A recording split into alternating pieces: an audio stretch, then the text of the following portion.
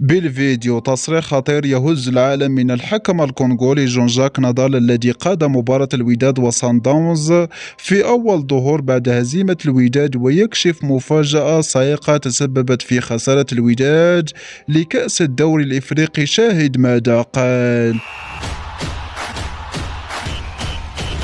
ولكن إذا كنت تتفق أن الوداد البيضاوي خسر ظلما في هذه المباراة، فيرجى الإعجاب بهذا الفيديو وتعطير فمكم بالصلاة على رسولنا الكريم. بعد نهاية مباراة نهائي الدوري الإفريقي والتي جمعت بين الوداد المغربي وصن داونز الجنوب إفريقي، وذلك بفوز وتتويج صن داونز باللقب، لكن ما هز العالم أكثر وهو تصريح الحكم الكونغولي نضال الذي أدلى بتصريحات لقناة الدوري والكأس القطرية وقال: أنا مسلم ولن أقول سوى كلمة الحق. فقبل مباراة الوداد وصن داونز والتي أشرفت شخصيا على تحكيمها، فأنا أعترف أنني تلقيت اتصالات عديدة وعرضت علي عروض كثيرة وتعرضت لضغوطات كبيرة من جهات عدة داخل وخارج جنوب إفريقيا، كما أنهم عرضوا علي مبالغ مغرية من أجل التحيز اتجاه ميلودي صن داونز الجنوب إفريقي وجعله يتوج بهذا اللقب. فأنا لم أكن أتخيل هذا الكم الكبير من الأعداء لدى الوداد البيضاوي،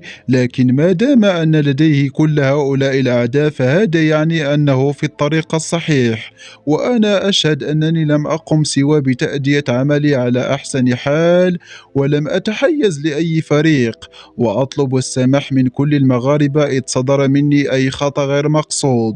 وفي النهاية، ما رأيك في تصريحات الحكم الكونغولي نضالة؟ ننتظر آراءكم في التعليقات، ولا تنسى الإعجاب بهذا الفيديو والاشتراك في القناة ليصلكم جديدنا.